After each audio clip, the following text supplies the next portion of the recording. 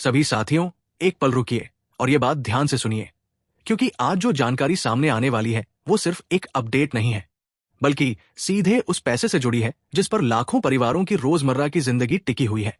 और अगर आपने शुरुआत में ही इसे हल्के में ले लिया तो हो सकता है कि आने वाले समय में आपको बहुत बड़ा नुकसान झेलना पड़े। इसलिए शुरू करते ही मैं आपसे एक सीधी अपील करता हूं। कमेंट में अभी अपना जिला जरूर लिख दीजिए, ताकि आपको ये साफ समझ आ जाए कि ये जानकारी सिर्फ किसी और के लिए नहीं, बल्कि आपके अपने इलाके और आपके अपने परिवार से जुड़ी हुई है। अब बात को घुमा फिरा कर नहीं कहेंगे, सीधा मुद्दे पर आते हैं।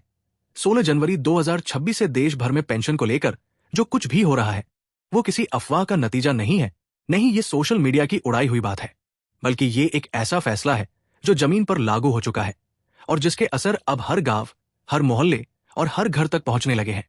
आज अगर आपके घर में किसी बुजुर्ग को वृद्धावस्था पेंशन मिलती है, किसी महिला को विधवा पेंशन मिलती है या किसी दिव्यांग सदस्य को दिव्यांग पेंशन मिलती है, तो ये बात आपको बेहद गंभीरता से समझनी होगी कि अब पहले जैसा सिस्टम नहीं रहा। पहले क्या होता था, एक बार पेंशन शुरू हो गई तो सालों तक बिना किसी बड़ी जांच के चलती रहती थी। लोग यही मानकर चलते थे कि अब तो ये पैसा जीवन भर आता ही रहेगा।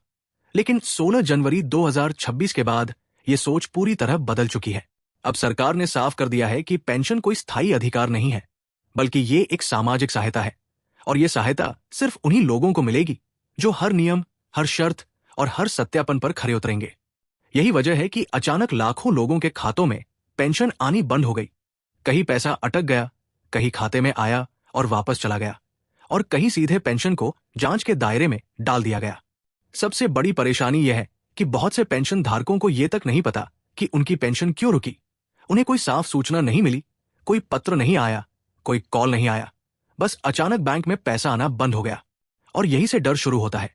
बुजुर्ग परेशान, घर वाले परेशान, गांव में चर्चा शुरू कि सरकार ने पेंशन बंद कर दी। लेकिन असली सच्चाई इससे कहीं ज्यादा गहरी और जरूरी है। असल में 16 जनवरी 2026 से केंद्र सरकार और सभी राज्य सरकारों ने मिलकर पेंशन योजनाओं को लेकर एक बड़ा सत्यापन अभियान शुरू किया है। और ये अभियान सिर्फ कागजों में नहीं चल रहा, बल्कि पूरी तरह जमीनी स्तर पर लागू किया गया है। गांव-गांव, शहर-शहर, हर उस व्यक्ति का दोबारा रिकॉर्ड खंगाला जा रहा है जो किसी भी सामाजिक सुरक्षा पेंशन योजना का लाभ ले रहा है। सरकार का सीधा और साफ संदेश है, अब पेंशन उसी को मिलेगी जो आज की तारीख में भी पूरी तरह पात्र है, चाहे किसी को यह पेंशन पिछले 10 साल से मिल रही हो या 20 साल से। बहुत से लोग ये सवाल कर रहे हैं कि आखिर सरकार को अचानक इतनी सख्ती क्यों करनी पड़ी? इतने सालों से चल रही योजनाओं में अब ऐसा क्या बदल गया? इसका जवाब ही सरकार के पास साफ है। बीते वर्षों की जांच में यह सामने आया कि बड़ी संख्या में ऐसे लोग पेंशन ले रहे थे जो असल में इसके हकदार नहीं थे। कहीं उम्र गलत दर्ज थी, कहीं कागजों में हेरफेर था, कहीं दोबारा शादी के बाद भी विधवा पेंशन ली जा रही थी, और कहीं नौकरी या नियमित आमदनी होने के बावजूद दिव्यांग पेंशन का फायदा उठाया जा रहा था। इन सबका नतीजा ये हुआ कि जो लोग सच में कमजोर थे, जिन्हें इस पैसे की सबसे ज्यादा जरूरत थी, वही लोग पीछे छूटते चले गए। अब सरकार ये कह रही है कि पेंशन का हर रुपया सही हाथ तक पहुंचे, और इसी वजह से पूरे सिस्टम की सफाई की जा रही है। इस सफाई अभियान का असर अब साफ दिखने लगा है। कई राज्यों में लाखों पेंशन धारकों की किस्त रोक दी गई है। कई जगहों पर सत्यापन अधूरा दिखाकर भुगतान बंद कर दिया गया है।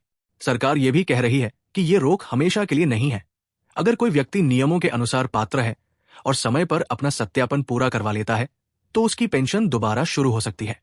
लेकिन अगर जांच में यह साबित हो जाता है कि व्यक्ति अपात्र है, तो फिर चाहे वो कितने ही सालों से पेंशन क्यों न ले रहा हो, अब उसे कोई राहत नहीं मिलेगी।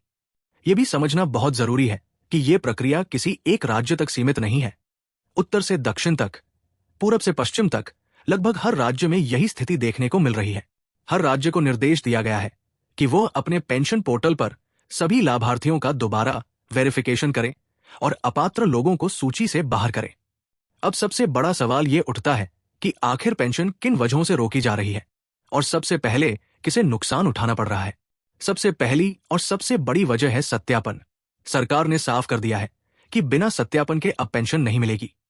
जिन लोगों का जीवन प्रमाण पत्र अपडेट नहीं है, जिनकी ई-केवाईसी अधूरी है या जिनका आधार और बैंक खाता सही तरीके से लिंक नहीं है, उनकी पेंशन अपने आप रोक दी गई है। कई राज्यों में सत्यापन की आखिरी तारीख निकल चुकी है और जिन लोगों ने इसे हल्के में लिया, आज वही सबसे ज्यादा परेशान है।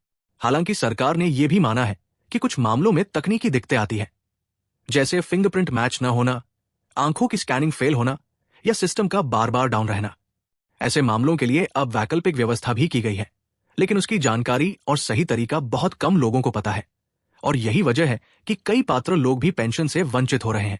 सरकार का कहना है कि सिर्फ ऑनलाइन या सेंटर पर जाकर अंगूठा लगाने से ही सत्यापन जरूरी नहीं है। जिन लोगों का बायोमेट्रिक काम नहीं करता, उनके लिए भौतिक सत्यापन का रास्ता भी खुला है, लेकिन इसके लिए पेंशन धारक को खुद आगे आना होगा, खुद संबंधित अधिकारी के सामने जाना होगा। सिस्टम किसी के घर जाकर ये नहीं पूछेगा कि आपकी पेंशन क्यों रुकी है। अब एक और सवाल जो हर किसी के मन में है, अगर पेंशन कुछ महीनों से रुकी हुई है और अब सत्यापन पूरा हो जाता है, तो क्या पिछला पैसा मिलेगा? इस पर सरकार की स्थिति काफी हद तक साफ है। अगर आप पात्र हैं और आपकी पेंशन सिर्फ तकनीकी या सत्यापन की वजह से रुकी थी, तो आपको बकाया राशि मिलने की संभावना है। लेकिन अगर जांच में यह सामने आता है कि आप नियमों के अनुसार पात्र नहीं थे, तो न सिर्फ पेंशन बंद होगी, बल्कि कई मामलों में रिकवरी की कार्रवाई भी हो सकती है। यानी जो पैसा गलत तरीके से लिया गया है, उसे वापस लेने की तैयारी भी की जा रही है। अब एक बात यहां बहुत साफ समझ लीजिए, 16 जनवरी 2026 के बाद सरकार ने यह तय कर लिया है कि नियमों में किसी तरह की ढील नहीं दी जाएगी। पहले कई मामलों में स्थानीय स्तर पर आंख मूंद कर पेंशन स्वीकृत कर दी जाती थी, लेकिन अब हर केस डिजिटल रिकॉर्ड, आधार, बैंक और दूसरे सरकारी डाटाबेस से मिलान करके देखा जा रहा है। यही वजह है कि जिन लोगों को लगता था कि सालों से पेंशन मिल रही है तो आगे भी मिलती रहेगी, आज उन्हें सबसे बड़ा झटका लग रहा है। लेकिन इसका मतलब यह बिल्कुल नहीं है कि सरकार पेंशन बंद करना चाहती है, बल्कि सरकार खुद कह रही है कि जो लोग नियमों के अनुसार सही है, उनकी पेंशन पूरी तरह सुरक्षित है। इतना ही नहीं, कई राज्यों में पेंशन राशि बढ़ाने को लेकर भी तैयारी चल रही है, लेकिन ये बढ़ोतरी सिर्फ उन्हीं लोगों को मिलेगी जिनका रिकॉर्ड साफ है और सत्यापन पूरा है। अब इस पूरे मामले में सबसे ज्यादा चर्चा इस बात की है कि आगे किन लोगों की पेंशन सबसे पहले बंद की जा रही है और सरकार किस आधार पर यह फैसला ले रही है। अब बात को आगे बढ़ाते हैं और यहां से वो हिस्सा शुरू होता है जहां हर पेंशन धारक को सबसे ज्यादा ध्यान देने की जरूरत है, क्योंकि अब मामला सिर्फ नियमों का नहीं, बल्कि सीधे आपके नाम, आपके खाते और आपके भविष्य से जुड़ चुका है। लेकिन आगे बढ़ने से पहले एक बार फिर आपसे वही जरूरी सवाल, क्या आपके जिले में पेंशन आई है या रुकी हुई है? नीचे कमेंट में अपना जिला जरूर लिखिए, क्योंकि कई फैसले जिला स्तर पर लागू हो रहे हैं और उसी के हिसाब से स्थिति अलग अलग हो सकती है। अब सबसे पहले साफ साफ समझ लेते हैं कि 16 जनवरी 2026 के बाद सरकार किन लोगों की पेंशन सबसे पहले बंद कर रही है और क्यों। सबसे पहला वर्ग उन लोगों का है जिनकी जानकारी पुराने रिकॉर्ड पर टिकी हुई है। ऐसे पेंशन धारक जिन्होंने सालों पहले आवेदन किया था और उसके बाद कभी भी अपनी जानकारी अपडेट नहीं करवाई। सरकार अब साफ कह रही है कि पुराना रिकॉर्ड अब भरोसेमंद नहीं माना जाएगा। अगर आपकी उम्र, वैवाहिक स्थिति, दिव्यांगता की स्थिति या आय से जुड़ी जानकारी अपडेट नहीं है, तो सिस्टम खुद आपको संदिग्ध मान लेता है। दूसरा बड़ा वर्ग उन लोगों का है जिनकी EKYC अधूरी है। बहुत से पेंशन धारक ये मान लेते हैं कि एक बार अंगूठा लग गया तो काम खत्म, लेकिन अब सिस्टम में सिर्फ बायोमेट्रिक नहीं, बल्कि आधार प्रमाणीकरण, मोबाइल लिंक और डिजिटल मिलान भी देखा जा रहा है। अगर इनमें से कोई भी हिस्सा अधूरा है तो पेंशन अपने आप रुक जाती है। तीसरा और सबसे आम कारण है बैंक से जुड़ी समस्या। बहुत से मामलों में पेंशन इसलिए नहीं आ रही क्योंकि बैंक खाते में DBT एक्टिव नहीं है, या फिर आधार और बैंक खाते में नाम की स्पेलिंग अलग है। कई बार खाता लंबे समय से इस्तेमाल में नहीं होने के कारण डॉर्मेंट हो चुका होता है। ऐसे में सिस्टम पैसा भेजता है, लेकिन वो वापस लौट आता है और अगली किस्त अपने आप रोक दी जाती है। अब चौथा और सबसे सख्त कारण आता है पात्रता से जुड़ा हुआ। सरकार ने इस बार साफ कर दिया है कि अगर कोई व्यक्ति नियमों के बाहर पाया गया तो उसे किसी भी हालत में पेंशन नहीं मिलेगी। विधवा पेंशन के मामलों में सबसे ज्यादा कार्रवाई यहीं से शुरू हुई है, जहां यह साबित हो रहा है कि महिला ने दोबारा विवाह कर लिया है, लेकिन फिर भी पेंशन ली जा रही है। अब विवाह पंजीकरण, आधार अपडेट, राशन कार्ड और स्थानीय रिपोर्ट को आपस में जोड़कर जांच की जा रही है। जहां भी पुनर्विवाह की पुष्टि हो रही है, वहां पेंशन तुरंत बंद की जा रही है। कुछ राज्यों में तो यह भी कहा गया है कि अगर गलत तरीके से ली गई राशि ज्यादा है तो उसकी वसूली भी की जा सकती है, यानी आने वाले समय में नोटिस भी मिल सकता है। अब बात करते हैं वृद्धावस्था पेंशन की। यहां सरकार ने सबसे बड़ा बदलाव उम्र को लेकर किया है। अब सिर्फ वही उम्र मान्य होगी जो आधार कार्ड में दर्ज है। पहले कई जगह वोटर कार्ड या अन्य दस्तावेज के आधार पर पेंशन चल रही थी, लेकिन अब यह व्यवस्था पूरी तरह खत्म कर दी गई है। अगर आधार में उम्र 60 वर्ष से कम है तो चाहे किसी और कागज में उम्र ज्यादा क्यों न लिखी हो, पेंशन रोक दी जाएगी। यही वजह है कि बहुत से बुजुर्ग अचानक पेंशन बंद होने से हैरान हैं। इसके अलावा वृद्धावस्था पेंशन में अब यह भी देखा जा रहा है कि कई व्यक्ति के नाम पर नियमित आय का स्रोत तो नहीं है। अगर नौकरी, पेंशन या किसी और सरकारी भुगतान का रिकॉर्ड मिलता है तो मामला जांच में चला जाता है। अब दिव्यांग पेंशन की बात करें तो यहां सरकार ने इस बार सबसे सख्त रुख अपनाया है। अब सिर्फ सरकारी मेडिकल बोर्ड द्वारा जारी न्यूनतम 40% दिव्यांगता प्रमाण पत्र ही मान्य होगा। पुराने, अधूरे या अस्थायी प्रमाण पत्रों की दोबारा जांच हो रही है। जहां यह साबित हो रहा है कि दिव्यांगता स्थायी नहीं है या प्रमाण पत्र नियमों के अनुसार नहीं है, वहां पेंशन तुरंत बंद की जा रही है। इसके अलावा अगर कोई व्यक्ति नौकरी या नियमित आय के साथ दिव्यांग पेंशन लेता पाया गया तो उस पर कानूनी कार्रवाई तक हो सकती है। सरकार इसे सीधा धोखाधड़ी मान रही है। अब एक बहुत बड़ी समस्या है जिससे लाखों पेंशन धारक जूझ रहे हैं, और वो है सत्यापन पूरा न हो पाना। कई बुजुर्ग कहते हैं कि उनका फिंगरप्रिंट नहीं लग रहा। कई कहते हैं कि आंखों की स्कैनिंग बार बार फेल हो रही है। कई लोग ये भी बताते हैं कि सेंटर के कई चक्कर लगाने के बाद भी काम नहीं हो पा रहा। सरकार ने इस समस्या को देखते हुए भौतिक सत्यापन का विकल्प दिया है। अगर बायोमेट्रिक से सत्यापन नहीं हो पा रहा तो पेंशन धारक अपने नजदीकी विकास अधिकारी, खंड अधिकारी या उपखंड अधिकारी के सामने स्वयं उपस्थित हो सकता है। वहां अधिकारी पेंशन पोर्टल पर आपकी फाइल खोलेंगे। आपके पंजीकृत मोबाइल नंबर पर ओटीपी आएगा और उसी के जरिए सत्यापन पूरा किया जाएगा। जैसे ही ये प्रक्रिया पूरी होती है, अगर आप पात्र हैं तो आपकी पेंशन दोबारा शुरू कर दी जाती है। अब सबसे ज्यादा पूछा जाने वाला सवाल, अगर पेंशन कुछ महीनों से रुकी हुई है और अब सत्यापन पूरा हो जाता है तो क्या पिछला पैसा मिलेगा? सरकार ने इस पर स्थिति साफ कर दी है। अगर आपकी पेंशन सिर्फ सत्यापन या तकनीकी वजह से रुकी थी और आप नियमों के अनुसार पात्र हैं तो बकाया पेंशन आपको मिलेगी।